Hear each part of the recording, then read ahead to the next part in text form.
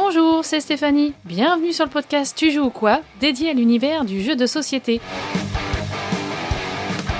Suivez-moi, je vous emmène dans les coulisses, à la rencontre des acteurs de ce monde très créatif. Cette semaine, je suis avec Igor Polouchine, auteur de jeux, mais pas que. Il est notamment le créateur de Shan, le jeu de rôle d'Oniric Fantasy sorti en 1996, mais aussi l'auteur du célèbre jeu impitoyable Croa. Il y a 15 ans, il a cofondé la maison d'édition Ori Games, où Igor exerce le métier de directeur artistique. En novembre dernier, j'ai rencontré cet homme aux multiples casquettes lors du Festival des Jeux de Lillebonne en Seine-Maritime. Alors, je suis au Festival de Lillebonne avec Igor Polouchine. Merci Igor d'accepter mon invitation sur le podcast. Bienvenue. Bonjour, merci beaucoup, c'est un plaisir. Voilà, donc c'est cool, on se rencontre pour la première fois grâce aux festivals locaux comme ça en Normandie. Écoute Igor, tu as quand même pas mal de casquettes. J'en ai plein. T'en as plein. Donc moi j'aimerais bien savoir comment toi tu te présentes. Comment tu te présenterais ? Je me présente vraiment comme directeur artistique tout terrain. C'est un peu ça qui est ma marque de fabrique, on va dire. Ouais. Parce qu'on va dire, au fil de mon expérience et de ma vie, j'ai eu l'occasion d'explorer pas mal de choses, expérimenter plein de trucs. C'est vraiment directeur artistique, c'est mon ADN. Et puis après, il y a plein de trucs à côté que je vais pouvoir faire, mais qui sont toujours un peu connexes, on va dire. Ok. Voilà. Effectivement, directeur artistique, on va y revenir. Mais avant, j'aimerais que l'on parle peut-être de ta casquette d'auteur. Et peut-être avant même ça, ta casquette de joueur. Quel jeu, toi, t'ont mis le pied à l'étrier ? C'est quoi ton parcours de joueur ? Mes toutes premières expériences de jeu, ça remonte à du Monopoly, de Barbu. On joue au Barbu, je me souviens, en famille le week-end. J'étais pas vraiment très jeu de société en fait. J'étais vraiment jeu traditionnel. Et j'ai découvert le jeu de rôle. C'est ça vraiment moi qui m'a fait rentrer dans le milieu du jeu, c'est le jeu de rôle. Ouais. Donc après j'ai eu l'occasion d'être édité, de rentrer dans l'univers du jeu. Et une fois que j'étais par le jeu de rôle, que je suis rentré dans l'univers du jeu, c'est après là où j'ai commencé à découvrir les autres types de jeux. Et c'est après directement comme ça que j'ai fait mon premier jeu qui était Croa. En fait, le premier jeu de société, c'était Croa. Voilà, je n'avais pas beaucoup d'expérience de jeu. Et je fais un jeu directement en fait. Un peu par hasard. De base, c'est ça.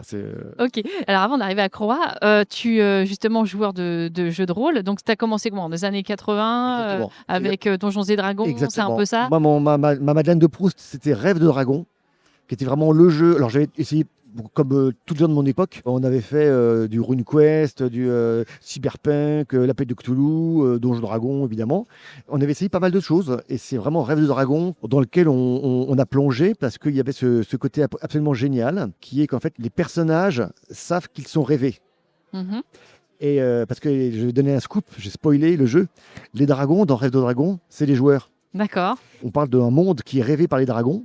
Et donc, dans ce monde-là, les personnages savent qu'ils sont rêvés. Il y a une interaction qui se fait avec les dragons. Et donc, il y a une espèce d'aller-retour en permanence comme ça entre le joueur et son personnage. Et le personnage sait qu'il est rêvé par le joueur. Et ça, moi, ça m'a complètement bouleversé, renversé la tête. Denis Gerfaux, qui était l'auteur de ce jeu, qui avait en plus un ton un peu littéraire, c'était en même temps un peu romantique, ça sortait complètement de ce qui se faisait à l'époque par rapport à de Donjons Dragons, par rapport à des choses, à du Warhammer, à des trucs qui étaient un peu sombres. Rêve de Dragon avait un côté très frais, très justement romantique fantasy, je dirais. Enfin, lui, il dit onirique fantasy. Enfin, voilà. Donc, finalement, c'est ça qui t'a attiré dans les jeux de rôle au départ, c'est toute cette liberté, ce potentiel créatif. J'ai de grandes chances, et là je t'en parle en faisant une connexion maintenant. Je pense que ce qui m'a plu vraiment dans le jeu de rôle, c'est après la possibilité de créer des interactions entre le joueur, le monde, par le système de jeu. Comment on pouvait justement ancrer des choses par de la symbolique, par justement c'est quoi un dé, c'est quoi une valeur, c'est quoi une caractéristique, c'est quoi, comment on ancre les choses dans du réel qui sert après à projeter un imaginaire en fait. C'est ça. Donc c'est ces allers-retours entre réel et imaginaire en fait qui ont été amorcés par Rêve de Dragon, parce que c'est ça en fait. Rêve de Dragon, c'est un aller-retour en permanence dans un ancrage entre le réel et l'imaginaire. Et c'est ça qui m'a vachement plu et que je crois que j'ai gardé ça dans mon ADN en fait. C'est que typiquement dans Shan, on en parlera plus tard, mais la magie dans Shan, pour moi il fallait qu'elle soit logique, qu'on puisse expliquer c'est quoi la magie vraiment. D'accord. Autrement que j'envoie un sort et puis c'est une boule de feu.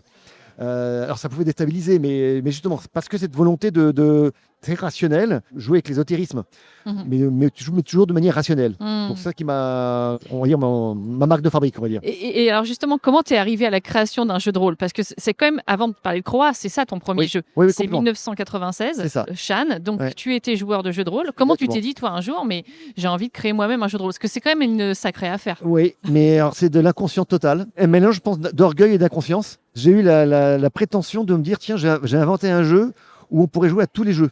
Je suis parti là-dedans. Et au début, ça s'appelait Space Trotters. C'était un jeu de space opéra. D'accord. Et où chaque race, c'était une planète différente. C'était beaucoup plus kids dans l'approche. J'étais ado, voilà. Et donc, on a commencé à jouer avec ça, là-dedans, dans Space Trotters, avec justement chaque planète avec une race et compagnie. En grandissant et en mûrissant un peu, je me suis dit, tiens, ça serait plus sympa si tout était dans le même continent. Ça permettrait de concentrer un peu les choses. Et c'est d'ailleurs marrant parce que plus tard, il y a une critique dans Casus Belli qui avait parlé de Shan en tant que planète opéra. Et qui n'était pas au courant de la genèse du jeu. D'accord. Et je dis, voilà, c'est exactement ça. C'est un planète opéra parce que, voilà, il y a tout un tas de peuples, d'ethnies, de lignées qui cohabitent et qui ont chacun leur univers et avoir des allers-retours comme ça, justement. Il y a eu cette idée au départ de jeu.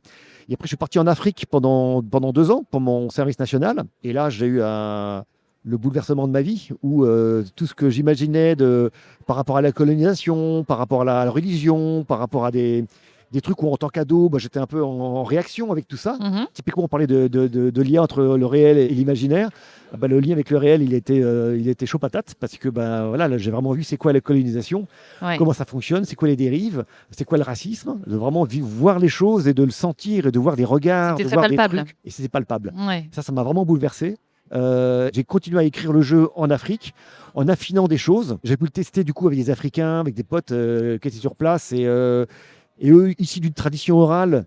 Alors c'est un peu cliché ce que je veux dire, mais comme je l'ai expérimenté, du coup je peux le dire.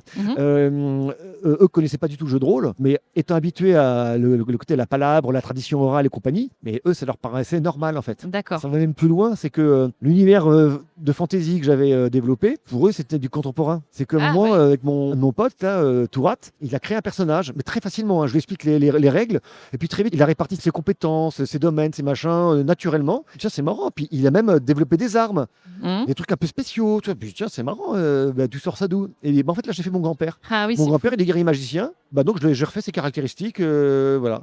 Et ce qui, pour moi, me paraissait un truc de fantaisie, pour lui, c'était normal. C'était une réalité. Et là, voilà, moi, j'étais parti, mon petit cœur de toubab n'a fait que. C'est incroyable. Voilà, non, mais c'était vraiment fabuleux parce que. Comme quoi, le réel et l'imaginaire, c'est complètement en lien. C'est même ça qui m'a. Ma trajectoire de vie, je me demande si c'est pas ça. Cette espèce d'aller-retour en permanence entre le réel et l'imaginaire.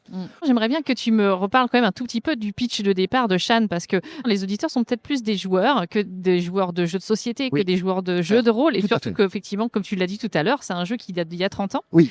Reparle-nous un petit peu quand même de l'histoire de Shan. On est donc sur une planète très éloignée de la Terre, qui est 2 fois plus grosse. Et sur cette planète, on a 9 lignées qui sont élevées au niveau des arts, des sciences, de la poésie, de la littérature, de la médecine, de la croyance. Vraiment une espèce de renaissance un peu sublimée. Tout n'allait pas très bien non plus, on ne va pas se voler la face, mais en tout cas, il y avait un certain équilibre. Arrive l'humain avec son vaisseau spatial et commence à coloniser. Et donc, on a un décalage entre la magie et la technologie. Et l'humain fait ce qu'il sait faire de mieux, c'est-à-dire il commence à piller, à parquer, à s'approprier les ressources. Enfin voilà. Donc, la première édition, on jouait des résistants. Quand on était justement shahaniste, parce que le shahan, c'est une espèce de conscience de l'environnement, de rapport à l'autre, un côté un peu positif. C'est le côté aware de Jean-Claude Van Damme. C'est ça, le shahan. Et donc, les shahanistes, typiquement, ils étaient pourchassés par les humains. Parce que ils n'aimaient pas trop qu'on prône qu'on fasse des gros câlins, tout ça. Les humains, ils n'aiment pas ça.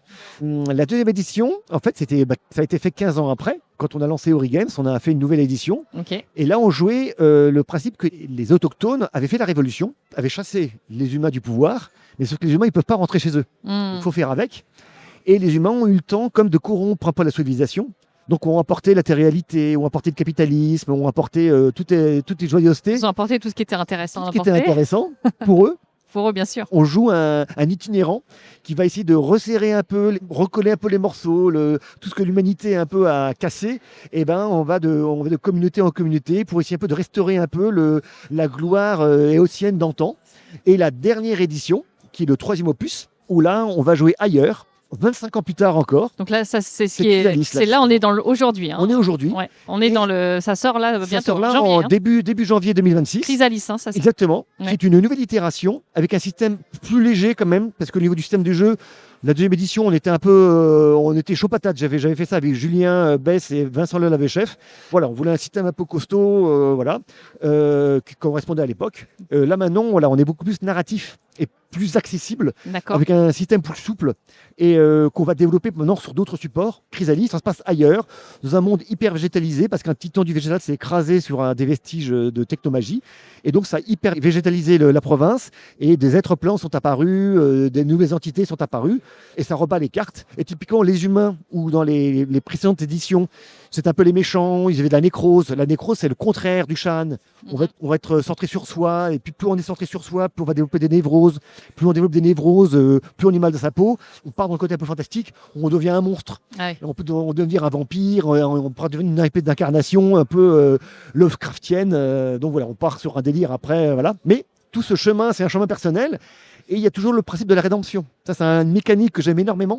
Parce que c'est ça qui est super intéressant à jouer, typiquement. C'est qu'on peut jouer en s'en foutant complètement de la nécrose, mais on peut aussi imaginer, on a des joueurs qui ont de la nécrose et qui, eux, veulent revenir vers la lumière, donc ça crée des choses un peu intéressantes, quoi. Voilà en très gros le truc, sachant que Chrysalis, c'est un jeu qui peut se jouer avec meneur de jeu, sans meneur de jeu ou en solo. D'accord. C'est un peu la particularité. Et donc, on a développé des kits comme ça qui sont téléchargeables gratuitement sur le site et où on a 2 aventures qui peuvent se jouer comme ça facilement. Et ça se joue aussi sans préparation. Finalement, c'est une première approche peut-être aussi au jeu de rôle ou jeu narratif. Complètement. C'est même une initiation à être meneur de jeu. D'accord. Parce que très souvent, on a remarqué que c'est compliqué d'être meneur de jeu parce que il y a une charge mentale de se dire est-ce que je vais réussir à gérer les gens, est-ce que je vais pas bafouiller, est-ce que les gens vont pas s'ennuyer, est-ce que je vais comprendre les règles. Et puis il faut avoir lu souvent un bouquin de 300 pages avant. Exactement. Donc c'est un truc hyper engageant, quoi. Ça fait peur. Ouais. Et là, l'idée, c'est que comme ça peut se jouer sans meneur de jeu, potentiellement, on peut se dire ok, les gens, vous jouez, moi je vais animer un peu, puis si je me plante, c'est pas très grave, parce que comme vous pouvez jouer sans moi, ça allège un peu. Et j'ai eu l'occasion vraiment d'éprouver le truc, parce que dans le kit découverte, il y a des scénarios qu'il y a, j'ai déjà fait des séances où, dans des festivals, je donne un kit à des gens qui n'ont jamais joué, qui connaissent pas le jeu de rôle, qui connaissent même pas Shan. D'accord. Il y en a un, je lui dis, tiens, tu commences à lire. Les autres, alors j'explique quand même aux gens l'univers, j'explique le système de jeu, chaque personnage a un pré-tiré, puis après chacun va lire un paragraphe, on explique le système de jeu, comment ça se passe, et puis chacun à son tour va lire une scène en fait, et puis en fait le jeu va se dérouler comme ça, de manière très détendue, voilà. Et mine de rien, au lieu de dire qu'on joue sans meneur de jeu, c'est plus qu'on ne joue qu'avec des meneurs de jeu. Oui, c'est plus juste comme formulation. Et on a aussi une autre manière de jouer sans préparation. On a une feuille A4 où on va lâcher des dés dessus. Et la position des dés, la couleur et le chiffre va créer des territoires, des influences, des royaumes, des choses comme ça, dans lesquels on va jouer. Et c'est ce qu'on a fait dans l'Actual Play qu'on a fait sur Internet avec Julien. On est devenu youtubeur avec ça. On a fait une première séance, on a créé la map comme ça. Et puis après, tout un tas de séances où on joue dedans sans savoir ce qui va se passer. Parce qu'on a des tas de situations, on a tout un tas de trucs comme ça qui font que du coup, voilà, on rentre dedans, on joue et puis c'est... Joue avec un espèce de hasard. Exactement. D'accord. Et de hasard et de nécessité. Ouais. C'est quand même ça Et donc, on a fait une première saison tous les deux. Et la deuxième saison, ça c'était génial. J'ai pu faire appel à des amis du secteur. J'ai vu Croc, oui. Il y a eu Croc, il y a eu Julien Pirou, Colline et Simon d'Entremonde, Arnaud Cuidé, Lisa d'Imagine ton aventure, Vincent Lelavechef. Enfin voilà, tout un tas de personnalités qui se sont prêtées au jeu. Et le truc qui m'a fait énormément plaisir, c'est que Croc a accepté gentiment de faire le premier épisode. Première question, je lui demande, est-ce que toi, t'aimes bien le jeu narratif? Croc, avec sa verve habituelle, dit non, moi, j'aime pas ça, c'est pas mon truc. Et donc, l'idée, c'est de dire, justement, c'est génial, parce que, en fonction de comment se passe ta séance, on verra à l'issue de ça si ça te plaît ou pas. Et ce qui est génial, c'est qu'à la fin de la séance, en fait, il a proposé de faire une deuxième partie, où là, il serait plus en meneur de jeu, pour explorer ce côté meneur de jeu aussi. Et ce qui a donné l'idée d'ailleurs aussi que chaque épisode, en fait, on explore un gameplay différent. Okay. Du tower defense, du voyage, de l'aventure urbaine, et donc avec meneur de jeu. J'ai fait aussi un épisode en solo, où je vous dis, on dit que c'est en solo. C'est Lisa d'Imagine ton aventure qui dit, tiens Igor, vas-y. Je dis, j'ai jamais fait. Et donc je me suis filmé tout seul en train de jouer. C'était une première. Et ça marche. Ouais. C'est ça qui est marrant, c'est qu'en expérimentant le truc, je me suis pris au jeu moi-même en me disant, putain, il m'est arrivé des trucs incroyables. Et donc à la fin, je me suis dit, voilà, eh ben, ça marche.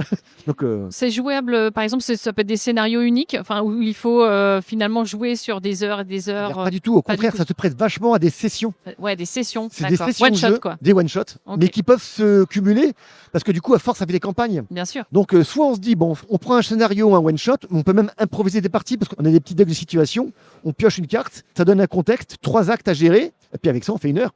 Et puis bon, on fait une soirée comme ça, voilà. Le premier scénario du kit, lui, il peut se jouer en 1h30 à peu près. Le deuxième scénario, il est un peu plus costaud, il va se jouer en 3 heures. Mais sinon, les sessions, c'est généralement 2 heures. Hein. C'est des sessions de 2 heures à chaque fois qui peuvent se lier. Ou au contraire, à chaque fois, on fait reset. On a un site internet où on peut créer un personnage en ligne de manière très très rapide. Donc pareil, ça peut créer des protagonistes, ça peut créer des personnages. On peut vraiment faire tout un tas de choses en ligne facilement. Oui, je mettrai le lien en description. Mais je crois que c'est shanworld.com. Exactement. C'est ça. Hein. Exactement. Ok, écoute, super. Ça, c'est la grosse actu pour toi en ce moment. Du exactement. Coup, ouais. Et est-ce que juste les joueurs de la première heure du coup de Shan s'y retrouvent ou vont plutôt rester sur leur travail de conversion qui est très intéressant. Il y en a certains qui ont du mal à y aller. Ils préfèrent l'ancien système de Shan Renaissance. Et il y en a qui voient le bénéfice justement de ce système Shan World où justement on est beaucoup plus narratif, on est beaucoup plus dans le partage de l'histoire.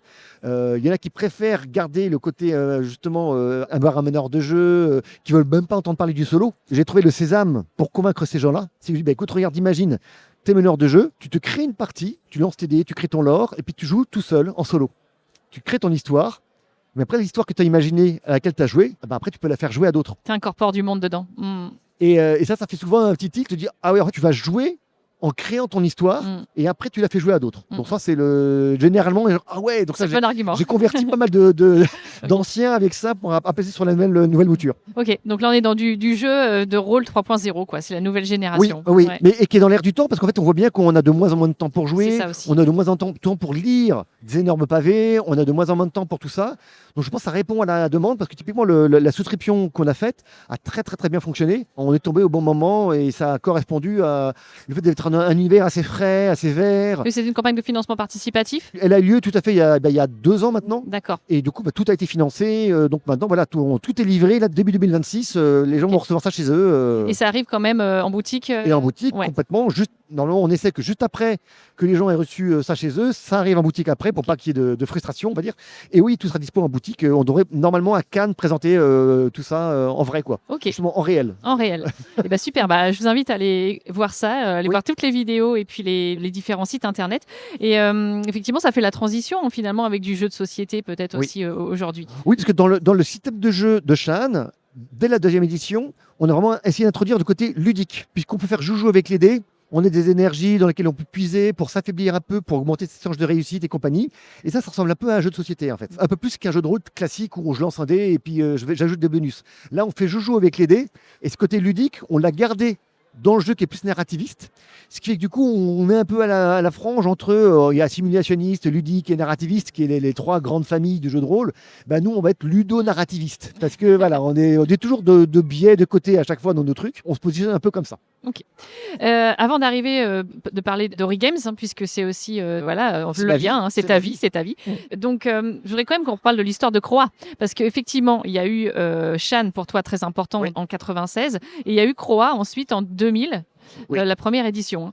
Comment c'est né ? C'est quoi l'histoire de Croa ? Alors l'histoire de Croa, je jouais avec mon fils aîné, Victor, qui à l'époque avait 2 ans, 3 ans, et je jouais au mémo avec lui. Et le problème, c'est que lui, il gagnait toujours au mémo. Oui, ça, les enfants, c'est l'enfer. Le pique-plume, moi, j'en peux plus, par exemple. C'est ça. Et donc, du coup, j'étais pas hyper attentif, je l'avoue, quand je jouais avec lui, parce que comme il gagnait tout le temps, et que moi, en plus, j'ai une mémoire de poisson rouge, je rêvassais un petit peu. Il y avait des grenouilles en plastique qui traînaient à côté. Et puis, machinalement, j'ai pris une grenouille en plastique et puis je l'ai mise sur une des cartes de mémo. Puis après, j'ai pris la grenouille et puis je l'ai déplacée sur une autre carte de mémo. Puis je l'ai retournée. Et ça fait un flash. J'ai eu une connexion qui s'est faite en me disant tiens, c'est sympa d'imaginer un jeu où on dépasse des grenouilles sur des cartes, puis les grenouilles rebondissent. Puis dans une mare, il y a quoi ? Il y a des moustiques. Tiens, une moustique, on pourrait rejouer une autre grenouille. Des nénuphars, on rebondit. Tiens, un brochet, les brochets bouffent les grenouilles. Voilà. Donc, en un week-end, j'avais fini le prototype. Le lundi, je voyais Guillaume, avec qui j'avais fait déjà le jeu de rôle Shan. Pour moi, c'était un jeu qui se jouait à 2. Et il m'a dit, tiens, si on commence chacun autour à un coin, on peut jouer à 4. Ah super. Et le jeu s'est fait dans la foulée en fait. La répartition a quasiment pas bougé des tuiles. Ce moteur-là est resté après. Finalement, il s'est rapidement développé. Rapidement, c'est un scandale. C'est un scandale parce que alors moi j'ai pas fait énormément de jeux de société d'ailleurs, hein, j'en ai fait quelques autres. J'avais fait Aloha qui n'a pas trop marché. Alors si j'avais fait Little Big Fish avec David Perez, ça qui a très bien marché chez The Flying Games. Chez Flying Game, tout à fait. Et puis après on a fait une version Pandaï qui est la version croate pour les Américains parce qu'ils trouvaient croate trop violent. Et on s'est dit tiens peut-être que si on change l'objectif qui est de tout faire des bébés, peut-être que ça va mieux marcher. Et donc c'est marrant parce que donc on a développé Pandaï, on pensait que ça remplacerait Croa. Et puis Croa était toujours là. Et puis Pandaï finalement n'a pas marché spécialement aux États-Unis. Et puis petit à petit, les ventes se sont essoufflées de Pandaï et Croa est toujours resté là. Et donc à un moment donné, ok, on va rester sur Croa. Et puis du coup, on a retravaillé après la dernière édition qui est des 25 ans. Oui, il y a eu plusieurs éditions. Il y a plein d'éditions parce que c'est tous les éditeurs chez lesquels je suis passé, dans lesquels j'ai travaillé du coup. Et bien à chaque fois, je venais avec mon Croa sous le bras. Et puis du coup, l'éditeur chez lequel je bossais en tant que directeur artistique a édité après Croa. Et donc on a fait appel à différents illustrateurs. Et à chaque fois, on a fait des petites modifications de règles, des essais qui ont été faits. Et là, normalement, la dernière édition, c'est la meilleure version de lui-même, quoi. Alors justement, là, c'est la 25e édition. Ouais. Du coup, 25e édition qui sort, donc qui vient de sortir. Qui est sortie cette année. Il y a une petite année maintenant, j'ai l'impression. Il y a une petite année, je dirais, ouais. Donc, bien sûr, chez Ori Games. C'est quoi cette 25e édition alors? Et bien alors maintenant, il y a un plateau de jeu, parce que maintenant, on n'a plus toutes les tuiles à mettre dans 8 par 8, qui était un peu fastidieux. On a un plateau de jeu, parce qu'on a repris de Pandaï, en fait, où de l'instant qu'on déplace une grenouille, en fait, on place une tuile sous la grenouille. La mise en place est automatique. Et aussi, on a un système avec des zones où maintenant, pareil, on a corrigé le côté un peu trop aléatoire de Croa, où des fois on pouvait se trouver 3 brochets, donc on se faisait bouffer 3 grenouilles et c'était très frustrant. Là maintenant, le plateau est divisé en 4 zones de 12 tuiles. Et donc on a un petit deck de 12 tuiles qui sont exactement le même pour chaque zone. D'accord. Et donc comme ça, on a un brochet dans chaque zone, 3 mâles, tout est équilibré. Et c'est que même en connaissant un peu la répartition, on sait que maintenant on a plus de chances de tomber sur telle ou telle tuile en fonction de ce qui est déjà sorti. D'accord. Donc ça rajoute un peu plus de maîtrise à l'aléatoire de la mare. Et ce qui fait que du coup, il est plus agréable à jouer en fait, parce que du coup, voilà, on garde ce côté un peu hasard, mais il est contrôlé et maîtrisé avec un peu de statistiques, puisque du coup, on peut se projeter en disant, là, il y a quand même peu de chances que je tombe sur tel truc, je vais pas tenter ça, je vais plutôt faire ceci, je vais plutôt faire cela. Mon brochet est tombé tout de suite. Ok, c'est embêtant, mais en même temps, je sais que maintenant toute la zone, elle est safe. Donc je peux y aller avec ma grenouille, ma reine directe. Ouais. Voilà, il y a des petites. Il y a de la prise de risque un peu plus mesurée. Il y a un moment, on avait sorti Splotch aussi, qui était une version croix de joueurs, mais avec un petit deck de cartes, façon un peu de tempête sur l'échiquier. D'accord. Des cartes avec des effets qui se jouent pendant son tour, pendant le tour de l'adversaire. Et ça donnait une dynamique au jeu qui était intéressante. Et comme on n'arrêtait pas de nous demander quand est-ce que vous rééditez Splotch, quand est-ce que. Du coup, on a intégré les cartes Splotch dans la nouvelle version de Croa. C'est la version la plus complète. C'est la version la plus aboutie, où du coup, on a la version de base, on va dire, avec les enfants, où on peut jouer facilement. Et avec les petites cartes, on a un peu plus de joueurs, où là, la partie est plus longue. On a un peu plus de choix tactiques, beaucoup plus de rebondissements, c'est plus taquin. Donc ça donne une autre dimension au jeu où du coup les joueurs vont plus s'y retrouver aussi. Donc voilà, normalement là on a un panel assez ouvert en fait. Ok. Ce qui est étonnant, c'est que c'est un jeu quand même assez méchant, assez cruel. Et ça marche encore. Enfin, c'est-à-dire qu'effectivement, on l'a dit à un moment donné, les jeux c'est devenu très feel good, on va dire. Consensuel. Voilà. Complètement. Mais c'est très drôle parce que typiquement, à un moment donné, on était dans le développement de Pandaï. Moi, j'étais plus dans Croa. Je travaillais à fond sur Pandaï et j'ai eu l'occasion de le présenter dans plein de MJC, dans des centres de loisirs et tout ça. Et à un moment donné, il y a une soirée où il y avait Croa et Pandaï qui étaient présentés. Et j'étais amené à présenter et à rejouer à Croa. Et ça faisait genre peut-être 5 ans que je n'avais pas rejoué, quoi. Et j'ai été choqué par la violence. J'étais habitué à Pandaï, où on fait faire des bébés et tout ça. Et là, j'étais là, oh la vache, mais c'est vraiment. Voilà. Mais en fait, c'est ce que les gens aiment, en fait. Et c'est pour ça que tu l'avais adapté sur le marché américain? Exactement. C'était ce côté un peu trop. Côté un peu plus feel good. D'accord. Où le but n'est pas de tuer les reines adverses. Le but est d'être le premier à faire 4 bébés. Ça changeait l'angle, en fait, de jeu. Mais en fait, donc maintenant, à chaque fois que je présente le jeu, je préviens les gens, attention, c'est un jeu un peu agressif où on se fout sur la tronche. Et réaction unanime, on adore ça. Oui, puis les gamins. Et les gamins adorent ça. C'est que justement, c'est un apprentissage de la frustration qui est très intéressant parce que justement, quand je tombe sur un brochet, c'est pas de chance. mais apprends à gérer la frustration. Croix reste une allégorie sur la vie, l'amour et la mort. C'est ce que j'allais dire, ouais, c'est la vie. C'est le cycle de la vie. On fait des bébés. La cruauté parfois de la vie. Il y a la cruauté, il y a plein de rebondissements, et puis la mort, parce que des fois ça arrive malheureusement. Alors même si après on ne tue pas les grenouilles, on les mange, on les chasse, voilà. Donc c'est plus avec un vocable, on va dire un peu détourné, on peut exprimer les choses de manière gentille. Mais il n'empêche que ça reste que la grenouille, elle n'est plus là, quoi. Ah oui. Elle sort du jeu. Elle sort du jeu. Ok. Oui, donc c'est une belle évolution. Finalement, c'est effectivement la maturité pour ce jeu. Oui, complètement. Puis ça a pris en compte aussi des retours de plein de gens, parce qu'à force. En 25 ans, je ne connais pas vraiment le nombre d'exemplaires, mais on doit être peut-être à des 100 000, un truc comme ça. Alors, ce qui pour un jeu, quand même. Tant que tel, qui est beaucoup, mais lycée sur 25 ans, ça reste moyen. C'est ça qui est drôle, c'est que justement, donc 200 000 exemplaires en 25 ans, revenu à l'année, c'est pas non plus énorme.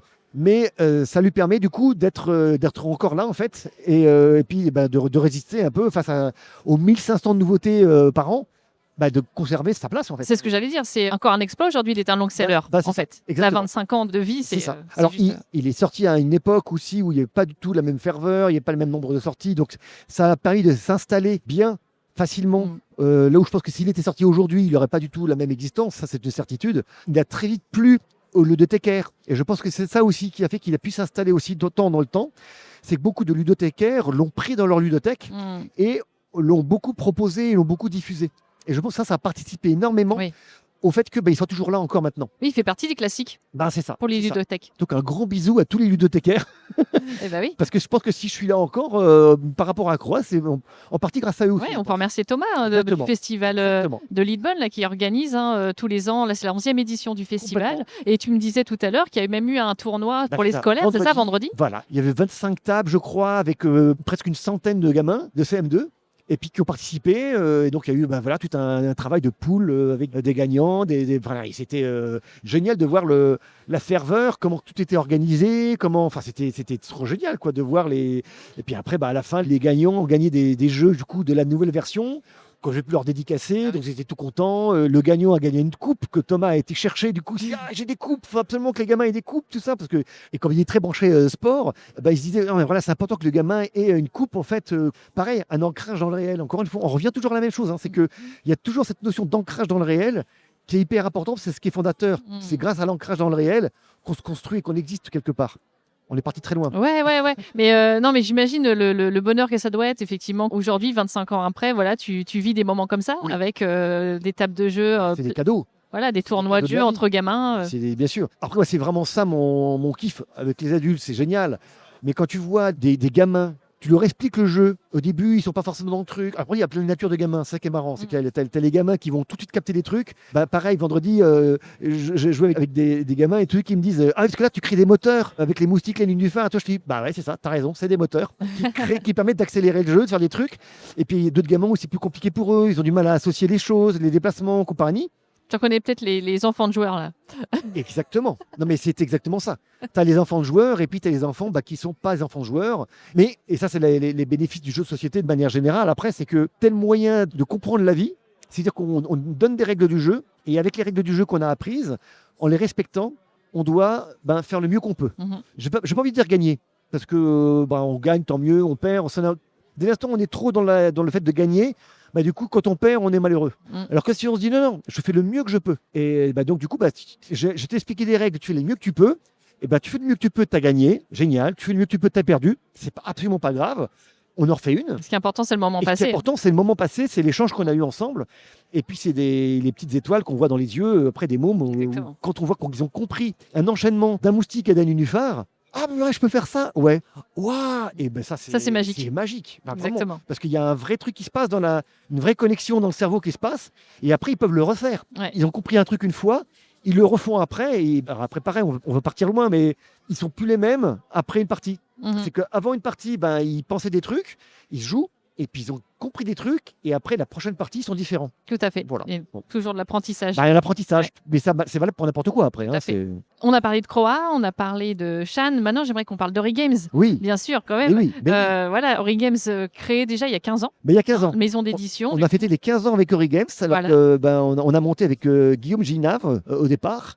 Et puis, bref, elles se sont greffées tout un tas de personnes, tous formidables les unes que les autres. Donc, tu en es à l'origine. Vous êtes plusieurs à l'origine. On était plusieurs à l'origine. Il y avait Rodolphe aussi, mais qui est parti pour raison familiale, parce qu'il a une petite fille. Et voilà, il a eu des priorités de vie qui ont changé et que je comprends totalement. Des fondateurs, on va dire, il n'y a plus que Guillaume et moi. Et puis après, il y a d'autres qui nous ont rejoints. On a Julien notamment, avec qui je faisais Chan Renaissance. Julien Bess, c'est ça? Julien Bess. Et qui nous a rejoint en tant que développeur. On a Simon Gervasi aussi qui nous a rejoint. On a Tiffany Martin, Jessica Rosé et Stéphanie aussi qui nous a rejoint. Et puis Tatiana aussi qui fait des petits pitchs. C'est ta fille. Et qui, et ça c'est un bonheur absolu chaque jour. Pouvoir bosser avec ces gamins quand ça se passe bien, bien sûr. Oui, j'imagine. Mais comme on a chacun notre précaré, on a... Alors, elle est directrice artistique aussi, donc ça qui est vachement intéressant, c'est que elle a un regard frais et donc souvent, on est beaucoup dans l'échange. J'ai un regard sur ce qu'elle fait, elle a un regard sur ce que je fais. On a le même caractère tous les deux. Donc, on a aucun souci, justement, on n'a pas de problème d'ego et on n'a aucun souci à accepter justement ce que dit l'autre. J'essaie de ne pas me mettre dans la place du vieux con en disant non, moi je sais, toi tu sais pas. J'essaie d'être ouvert justement à ses suggestions. Et puis elle est aussi aux miennes, de par mon expérience. Donc il y a un échange très chouette qui se passe. Et sachant qu'elle est beaucoup plus sur la vidéo. Alors j'allais dire, c'est le visage connu d'Ori Games pour les joueurs. Ce qui est génial, c'est que quand elle est entrée dans le milieu du jeu, c'était la fille d'Igor Polochine. Et maintenant, je suis le père de Tatiana. Voilà. Et ça, je trouve ça génial. C'est un peu de passage de relais qui est exceptionnel. Ouais, complètement. Ouais. Puis c'est vrai qu'elle a une façon de faire les petits pitchs qui cartonnent. Enfin, c'est très clair. Elle a un naturel qui est assez. Elle est incroyable. Voilà, ça passe super. Elle est complètement incroyable. C'est que elle a une intelligence parce qu'en plus, elle fait tout elle-même de A à Z. On lui donne un jeu. Celle qui va tout rédiger, parce qu'il y a une partie qu'on peut penser impro, mais en fait, non, tout est rédigé. Après, elle va glisser 2-3 trucs, mais elle sait exactement de quoi elle parle. C'est elle qui fait la synthèse des jeux. Et derrière, une capacité un peu théâtrale de se mettre en scène, de jouer avec le naturel, et puis de filmer, de monter. Elle fait aussi des petits trailers. Donc, avec la vidéo, elle a une aisance que j'ai absolument pas. Moi, j'ai fait 2-3 trucs, des bricoles, mais je vois bien que ça reste très limité. Là où elle a vraiment un vrai savoir-faire là-dessus. Et ce qui est très très drôle, c'est que j'ai l'impression, après c'est peut-être ma déformation de père qui parle et que je ne suis pas hyper objectif, mais j'ai l'impression qu'elle a apporté un vent nouveau un peu dans le milieu du YouTube game et que j'ai vu 2-3 autres personnes essayer de faire un peu genre Tatiana. Et c'est une catastrophe. Donc ça me fait marrer parce que il y a un truc qui... La leçon, c'est qu'il faut être soi-même. Alors ça, j'enfonce des portes ouvertes là-dessus, mais je pense que sa vraie valeur ajoutée, c'est qu'elle arrive à être elle-même. Alors qu'en même temps, c'est complètement pensé, travaillé en amont. Ouais. Et le fait d'associer les deux, c'est ce qui fait, je pense, le succès. De l'instant où on arrive à être soi-même, en même temps en y apportant le côté de l'émotivité et sa propre rationalité, c'est comme ça qu'on arrive à performer. Alors, elle est arrivée il y a combien de temps maintenant? Mais je crois que ça fait 4 ans déjà. Ouais, parce que c'est vrai qu'il y a eu un peu un avant-après sur même la visibilité, je trouve, d'Ori Games. Carrément. Au début, c'était drôle d'ailleurs. Au début, on faisait des vidéos. Simon et Rodolphe à l'époque, c'était carrément Maïté, quoi. On était Maïté, les deux vieux qui parlaient. Alors Simon, c'est quoi le jeu aujourd'hui? Écoute, on pourrait penser un pion. C'est les vieux du Muppet Show, C'était les vieux du Muppet Show, c'est ça. Donc puis nous, on était avec ça nous allait très bien. On faisait de la com comme ça en fait. Ouais. Et il y a un moment, c'était pendant le Covid, je crois bien, où il fallait quand même qu'on puisse communiquer sur les jeux. Et on a tenté un moment un truc en visio. C'était tellement catastrophique que je me suis vraiment dit, ok, là, il faut vraiment qu'on fasse quelque chose. Et donc, j'ai commencé à regarder un peu le YouTube pour me dire, est-ce qu'on pourrait faire appel à une influenceuse en fait qui pourrait fonctionner. Et il y avait Fanny Fick, que je trouvais intéressante en fait, qui avait un ton justement. Un ton de fraîcheur aussi, ouais. Un ton de fraîcheur en fait. Je me demande, c'était une des premières aussi un peu à faire ça. Je me dis, tiens, ça pourrait être pas mal de la contacter éventuellement. Et puis en voyant cette vidéo, je me suis dit, c'est marrant, elle fait penser un peu à Tatiana, il y a un peu un truc. Et puis je me suis dit, mais pourquoi je ne serais pas appelé à Tatiana? Donc du coup, elle faisait des études de com, elle était dans ce domaine-là. Elle était dans la com, elle était freelance à l'époque, de la com classique, en fait, pas dans le jeu. Marketing, on va dire. Exactement. Okay. Et donc du coup, je lui ai proposé de faire un essai. C'était pour le grand jeu. J'avais fait le premier setup avec un canapé dégueulasse, un éclairage comme on pouvait. Je lui ai vraiment dit, voilà, écoute, on fait un essai et puis on verra. Et moi, dans mon esprit, je me disais, l'idée, ce serait quand même de pouvoir en faire quelque chose. Donc, je lui ai dit, c'est un test. On verra. Pas de pression, pas de pression, on s'en fout. J'avais un secret espoir qu'on puisse quand même utiliser le truc, quoi. Et donc, elle a fait son truc. Et puis, voilà, on l'a monté. Puis ça faisait le taf, hein. Donc on en a fait une, on en a fait deux. Au bout d'un moment, c'est Guillaume qui m'a dit peut-être qu'on pourrait l'engager, ça commence à nous coûter cher finalement. Le freelance, c'est plus cher. Donc à force, donc on l'a embauché et puis du coup, voilà, alors maintenant on s'occupe carrément plus de la com de manière générale. Donc elle a une casquette un peu plus large. C'est un peu compliqué parce qu'elle fait énormément de choses entre le vidéo, le marketing. Je ne savais pas qu'elle faisait de la direction artistique en plus. Elle fait aussi de la direction artistique. Elle travaille aussi sur les d'autres boîtes, conception-rédaction. Elle est vraiment très très occupée. Donc bon, c'est pas toujours facile. Comme on a une petite structure, on a tous 15 casquettes. Donc voilà, c'est pas toujours évident de pouvoir gérer ça. Donc on essaye de maintenir le bateau à flot. Le milieu est très compliqué en ce moment. Donc voilà, c'est un peu chaud. Mais bon voilà, on a une cohésion interne, on va dire, qui permet d'aller au-delà. Et puis on voit bien, quand on est à Cannes, on a on va dire une manière d'être et une cohésion interne où on voit bien que plein de gens veulent bosser chez Origem. Voilà, on a un côté famille. Alors, en fait. Ce qui est important de dire, c'est que c'est une scope. Alors, vous êtes une scope. Et c'est vrai que ça, c'est important oui, aussi. Ce qui peut changer le côté famille, ce que tu dis, au-delà de l'aspect familial physique. C'est ça. C'est vraiment cette volonté-là. C'est-à-dire quand on est une scope, on est tous partie prenante de la société. Complètement. Alors, tous les sociétaires ont une voix, quels que soient les sous qu'ils ont mis dans la société. On a tous une voix en fait. Voilà. Alors maintenant, on a 2 co-gérants, Guillaume et Julien Bess, qui sont maintenant les co-gérants de la société, parce que Guillaume, il commence à lever un peu le pied. Et donc l'idée, c'est qu'il puisse passer la main petit à petit. Donc il y a Julien maintenant qui va prendre en charge en plus du développement web, de la direction de projet, puis des sites. Il prend une partie gestion. Toi, tu n'es pas gérant? Non, je ne suis pas gérant. Alors pour l'instant, il était prévu que je puisse l'être plus tard. Donc voilà, donc on va voir comment ça va fonctionner tout ça. Voilà. Et donc effectivement, surtout on peut pas être racheté en fait, parce qu'on a eu des propositions. Mais comme le principe de la scope, c'est que quand tu mets de l'argent au départ, tu peux pas faire fructifier l'argent que tu as mis dans la scope en fait. Donc ça n'intéresse pas les investisseurs. Parce que ce qu'ils veulent, c'est pouvoir mettre des sous, puis revendre plus tard et faire une culbute. Ce n'est pas possible avec la scope. Parce que la scope, c'est le travail des salariés qui est au cœur de la structure de la société. Et donc l'idée, nous, on a créé un bastion pour que jusqu'à la retraite, en fait, on soit toujours là en fait. Enfin, pourquoi vous êtes parti sur ce modèle-là? Alors initialement, je pense que c'était pour Guillaume le moyen de pouvoir être gérant. Et si ça se cassait la figure, de pouvoir quand même avoir le chômage. D'accord. C'est un des statuts de la scope. C'est que les gérants, même si il est licencié par exemple, ou si la structure se casse la figure, il peut quand même toucher le chômage. D'accord. Okay. Donc on sortait d'épisodes un peu tumultueux. Voilà, il y avait besoin de cette sécurité-là. Et de ce côté sociétaire, le travail au cœur de nos préoccupations et du capital, ça nous plaisait bien aussi. Parce qu'il y a un côté un peu anarchiste un peu là-dedans aussi, qui un peu sous-jacent. Donc voilà, ça nous plaisait bien d'avoir une espèce de terreau fédérateur un peu au sein même de notre société, qui fait que du coup, chacun est investi et puis chacun a sa place. En fait. Vous êtes un des seuls éditeurs comme ça en France, non? C'est possible. Ouais, j'ai l'impression. J'ai l'impression, c'est possible. Du coup, Origames, il y a 15 ans, vous avez lancé ça. Beaucoup de jeux. Je ne sais pas combien de jeux aujourd'hui il est édité, mais il y en a quand même pas mal. Il y a un beau catalogue. On fait à peu près, je dirais peut-être une dizaine de jeux par an, en fait. Entre la localisation et l'édition. Localisation et l'édition, exactement. Le principe de la localisation, l'avantage, c'est qu'on récupère du matériau qu'on peut facilement traduire. En théorie, c'est quand même beaucoup plus facile à faire et rapide qu'une création. Une création, c'est quand même beaucoup plus autour de 1 an, 2 ans. Là, une localisation, en quelques mois, ça gère en fait. Mais après, voilà, il faut que le jeu soit vraiment bon parce que faire un jeu pour un jeu, ça n'a aucun intérêt. En fait. En gros, c'est qu'on récupère des choses, on le teste tous, on a tous des sensibilités très très différentes. Stéphanie qui est pas trop jeu, justement, moi qui suis plus joueur poète, et puis Guillaume, Jessica et Tiffany qui eux, sont des machines hyper logiques. Tiens, là aussi, en termes de logique, c'est des brutasses. Bon voilà, le contraste fait que quand un jeu plaît à tout le monde, c'est généralement bon signe. Parce qu'on se dit, chacun va y trouver son compte. Et donc, du coup, tiens, là, on sait qu'on peut le faire.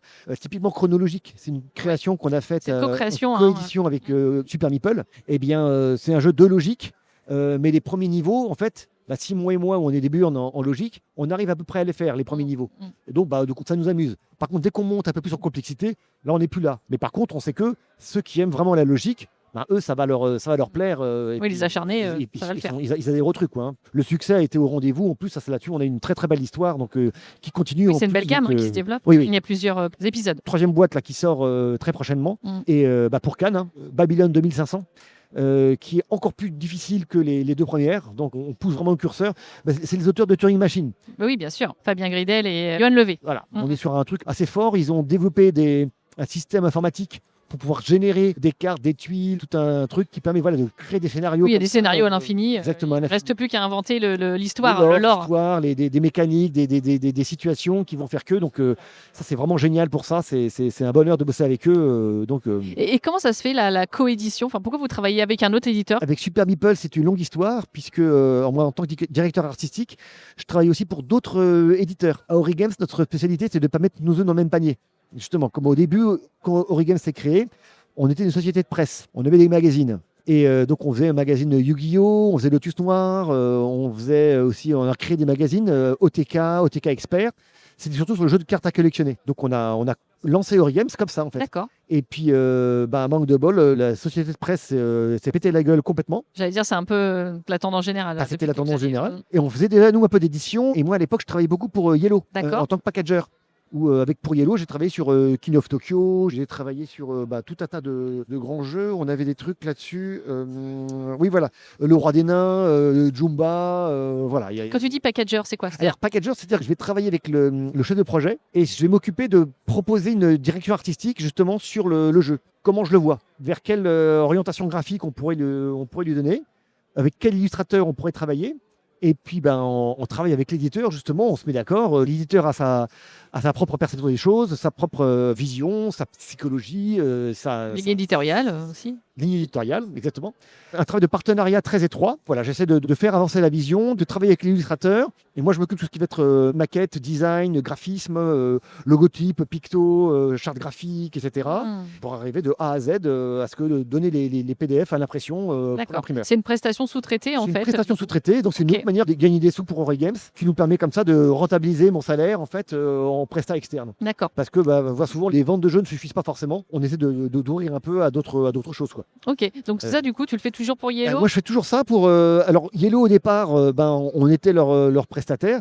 Ils ont tellement grossi que du coup ils ont appris un service interne. Ils n'ont plus besoin de nous. Mais on est resté vraiment en très très bon terme. Ils ont été ceux qui nous ont mis le pied à l'étrier aussi. Donc vraiment là-dessus, ils ont été croix à un moment donné. Donc voilà.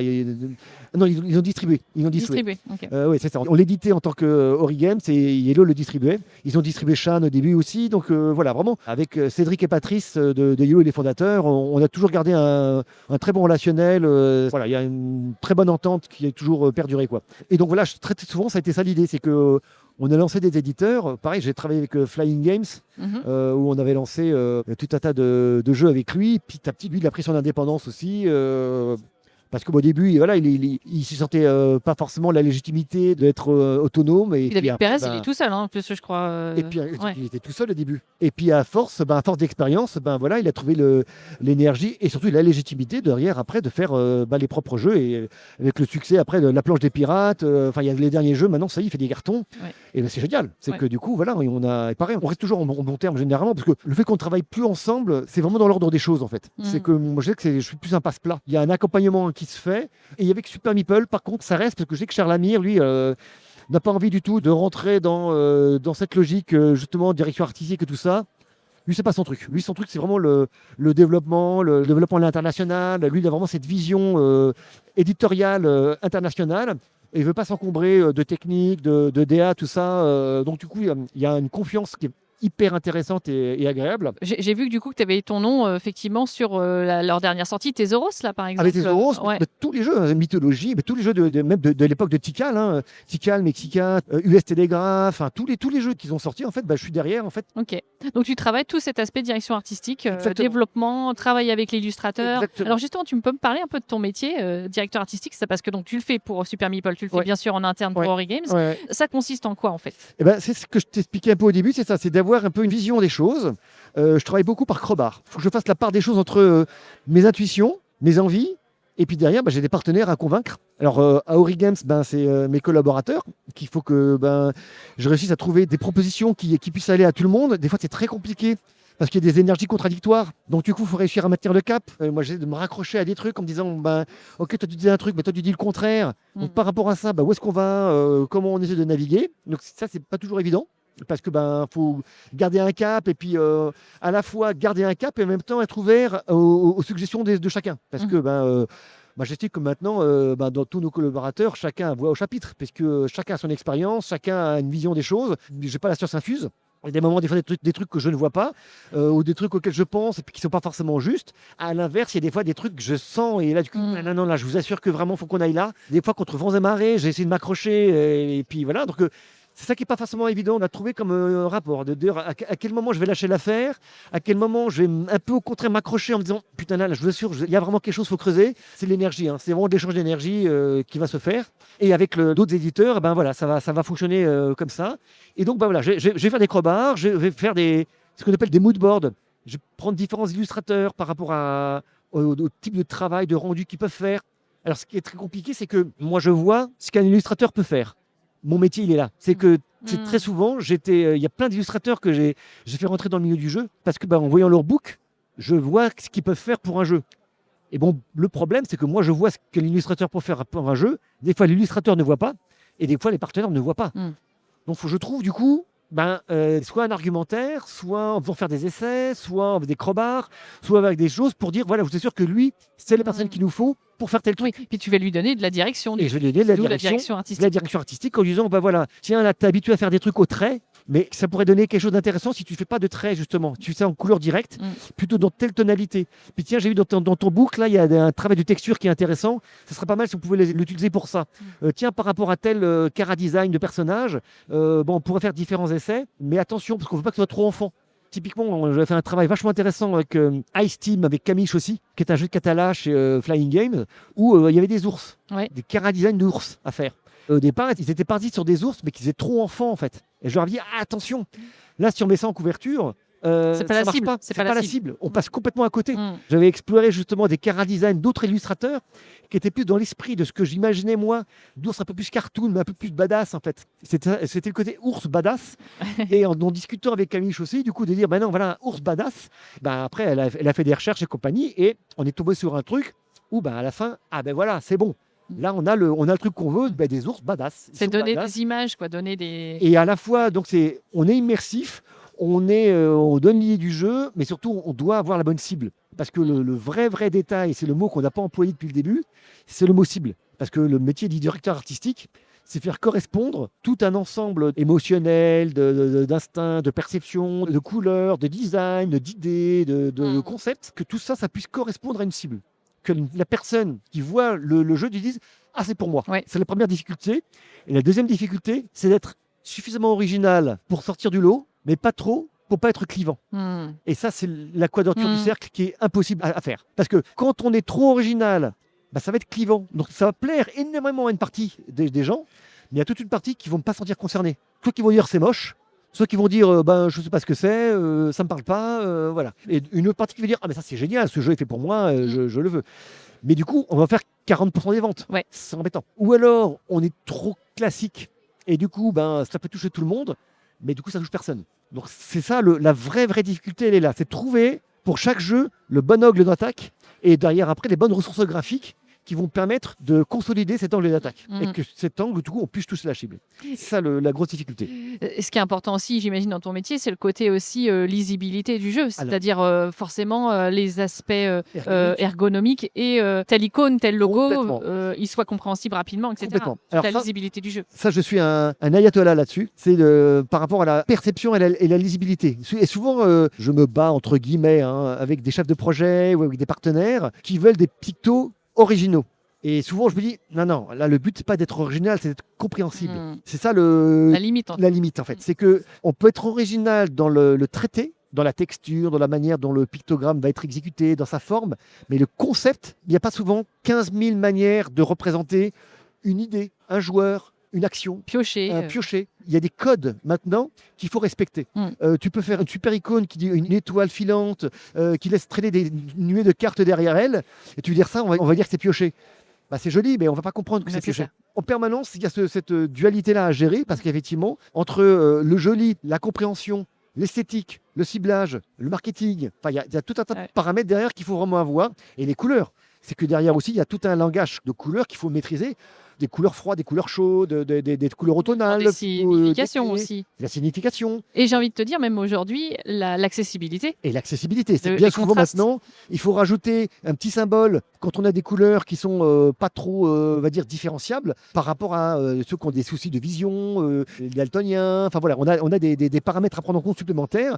Les jeux pour qu'ils soient jouables pour un gaucher, pour un droitier. Donc souvent, on va mettre les chiffres à la gauche et à droite sur une carte. Voilà, il y a des petits paramètres comme ça à prendre en compte maintenant pour l'inclusivité. C'est ça, c'est tout un équilibre. Oui, c'est un équilibre et oui. Mais ça doit être très passionnant. Alors, c'est passionnant, mais c'est épuisant. Je veux bien croire. Oui, parce qu'on ne l'a pas dit, mais j'imagine que tu dois travailler sur plein de projets en même temps. Parce que si tu bosses pour Ori Games plus pour d'autres. C'est ça. Alors moi, comme je viens de la publicité, je suis habitué à ça. J'ai toujours 10 projets en même temps, avec des timelines qui sont très très différentes. Et ce qui me permet derrière de rentrer à un moment donné, quand il y a un truc à faire en 2 jours, je peux l'intégrer parce que moi j'ai toutes mes timelines où dans 2 jours, le truc qui pose dans une semaine, du coup je peux le décaler éventuellement un petit peu, ou alors du coup j'ai compressé tel temps, donc je peux caser 2 jours là, et puis du coup j'aurai moins de temps pour faire autre chose, mais c'est pas grave, je m'arrangerai autrement. Là, je suis en permanence d'une gestion comme ça de projet, mais ça, je suis habitué à ça. La charge mentale, ça va être sympa quand même. Oui, mais... Surtout quand on crée un jeu en plus qui s'appelle Chrysalis. Alors ça, l'avantage, c'est que le jeu de rôle, c'est en dehors des heures de travail. Oui, mais bon. Donc ça, c'est pendant les loisirs. Moi, je vais pas en boîte de nuit, je sors pas. Quand je rentre chez moi, j'écris, je dessine. Donc voilà, ça règle le problème. Après, par contre, effectivement, à Ori Games, il y a beaucoup à faire. Mais comme tout le monde, c'est que, voilà, comme je te disais, comme on est tous polyvalents, on a tous beaucoup d'activités en parallèle à faire. La gestion du temps, ça reste la problématique centrale, en fait. Mais je pense pour tout le monde, en fait. Oui, et c'est pour ça qu'on n'arrive pas à jouer à tout ce qu'on voudrait jouer non plus. Aussi. Parce que ça aussi, j'imagine qu'en éditeur, faut aussi savoir se tenir à la page de ce qui sort, être dans l'air du temps, etc. Donc, est-ce que vous avez le temps, concrètement, de faire cette veille ludique ? Oui, mais pas assez. Ouais. Pas assez. Typiquement, là, on a Tiffany, Jessica et Guillaume qui ont été à Essen en sourcing pour récupérer des jeux et aussi pour pouvoir faire de l'exportation, donc de la localisation de nos jeux à nous vers l'extérieur. Eux ont ramené plein de jeux à tester. Et c'est très compliqué de trouver du temps pour pouvoir tester ces jeux-là. Donc on en a certains qu'on a pu tester, qu'on va signer. Donc ça c'est très bien. Mais on voit bien qu'il en reste. Et on se dit, oh là là, il faut absolument qu'on le fasse. Mais il y a toujours plein d'autres trucs qui se mettent en travers de la route. Donc non, ça c'est un vrai problème. Sur les 10 jeux qui sortent à peu près tous les ans, c'est combien de proportions de jeux créés, de jeux localisés ? Au début, il y avait peut-être une création pour 9 localisations, on va dire. Et puis là, on essaie de faire beaucoup plus de créations. Là, typiquement pour 2026, on aura 4 créations en fait. Voilà, on essaie d'augmenter ça parce que mais c'est pas le même temps non plus. C'est pas le même temps, mais c'est pas la même marge non plus. C'est que du coup, souvent une localisation, on va gagner beaucoup moins que sur une création où là, on est beaucoup plus. Après, il y a le distributeur qui prend, il y a la boutique qui prend. Il faut que la marge qui reste à l'éditeur reste quand même convenable pour pouvoir vivre tout simplement. Bien sûr, bien sûr. Et alors justement, tu nous parles un petit peu la suite. C'est quoi un peu les sorties 2026 dont tu peux nous parler pour Ori Games ? On va voir Fate Flip, qui est le destin d'un roi. C'est un jeu de cartes façon un peu livre dont vous êtes le héros. Ça sort en janvier 2026. D'accord. Chrysalis, du coup, le fameux qui arrive justement en 2026. Chronologique, Babylon 2500 en mars 2026. On va voir It's a Mall, c'est encore une création, là où on joue les zombies. Ah oui, c'est les zombies, ça. Des zombies, et on joue des zombies, c'est ça qui est un peu le pitch qui est rigolo. Back to School. Ça, c'est une nouvelle version ? C'est une nouvelle itération, un jeu un peu plus petit, moins cher, un peu plus accessible, pour resserrer un peu la proposition, pour qu'elle soit normalement plus développée. Ensuite, la Vallée des Géants, qui sera en avril 2026, et surtout en octobre 2026, Sky Rift, un jeu de Richard Garfield, un jeu de cartes où on a chacun 24 cartes, c'est un duel, ça se joue à 2, et c'est des decks préconstruits, totalement asymétriques, des gameplays qui n'ont rien à voir les uns avec les autres. Et on va s'affronter comme ça, 2 à 2, en enchaînant les decks. On va avoir 2 boîtes qui vont sortir. On espère normalement... L'idée d'avoir une gamme, peut-être, derrière. Une gamme Et ça, c'est une créa ? Et ça, c'est une création, complètement, de Richard Garfield. Guillaume est un ami proche de Richard Garfield, avec qui on avait fait King of Tokyo d'ailleurs à l'époque avec Hello. On avait fait The Hunger avec lui aussi, qui a été édité chez Ori Games. Bien sûr, avec les vampires. Donc voilà, donc non, on a pas mal de choses. C'est chouette. C'est absolument génial. Ça s'appelle comment ? Sky Rift. Sorti en octobre. On pourra tester à Cannes ? À Cannes, ça sera testable. On a tout un espace du coup sur notre stand qui sera dédié à Sky Rift. Donc ça sera l'occasion de pouvoir vraiment tester le jeu, le voir les images. On a tout un univers très sympa. On a développé tout un lore qui permettrait même de faire un jeu de rôle. Ça, c'est dans mes fantasmes. Je ne sais pas si je le ferai à un moment, mais j'ai le fantasme de ça en tout cas. Donc il y a ce qu'il faudrait en fait pour le faire en tout cas. Ok. Bon, il y a encore des belles choses qui arrivent. Oui, tout à fait. On s'ennuie pas. Non. Bon, c'est cool. Écoute, est-ce que toi tu veux rajouter quelque chose à cette interview qui est déjà longue, mais j'aurais d'autres questions sur Ori Games et tout, mais je pense qu'on va s'arrêter là tranquillement. Mais est-ce que toi tu as envie d'ajouter autre chose à tes multiples casquettes ? Parce que c'est vrai qu'on n'a pas parlé que tu étais aussi scénariste de BD. Tu as eu ça. Ah oui. Un peu illustrateur également. Ah bien complètement. Quand même, faut le dire. Oui. oui. Compositeur de musique aussi, j'ai vu ça. Oui, alors ça, j'ai lâché l'affaire. Parce que je me suis rendu compte que je n'étais pas capable de faire la musique que j'aimais bien entendre. Donc à un moment, je me suis dit, bon, bah, ça, c'est pas grave. Je peux pas tout faire non plus. J'ai laissé tomber. Mais illustrateur, oui, je suis un peu pour Chrysalis et Shan, je dessine des trucs. J'avais fait des illustrations. Typiquement, j'avais fait toutes les illustrations pour Double à l'époque, quand c'était sorti. J'avais fait les premiers pictos, la main, tout ça. Et puis, en scénariste, oui, j'ai fait 3 BD dans l'univers de Shan, notamment. Et puis, j'ai fait pas mal de strips de 3 cases. Ça, c'était très rigolo. Dans un magazine à l'époque, qui s'appelait Dragon Blanc. Dans chaque numéro, il y avait 4 strips de 3 cases. Je faisais ça avec Christophe Swal. Et c'est un exercice très intéressant. Juste en 3 cases, raconter un truc, quoi. Donc, voilà, ça m'a permis de faire pas mal de choses. Alors, si, un truc très important à rajouter. Normalement, vers février, on va lancer une nouvelle souscription pour du Shan Family. Ça va être du Chrysalis, mais version enfant. D'accord. Écrit par la femme de Julien Bess, Nadia, et avec un petit illustrateur de talent qui s'appelle Martin, qui a 18 ans et qui est un génie absolu. Ce qui est passionnant, c'est d'adapter tout l'univers de Shan en version enfant, un système encore plus simple, qui reste narratif, mais où du coup on va jouer sans préparation, où l'enfant va pouvoir jouer lui-même, il peut jouer tout seul, aussi avec un animateur, ou alors jouer entre copains et créer sa carte et puis jouer dedans avec des défis, des quêtes et tout ça. Donc voilà, ça c'est un truc. On va aller chercher les futurs nouveaux joueurs de jeux de rôle. Exactement, recrutement.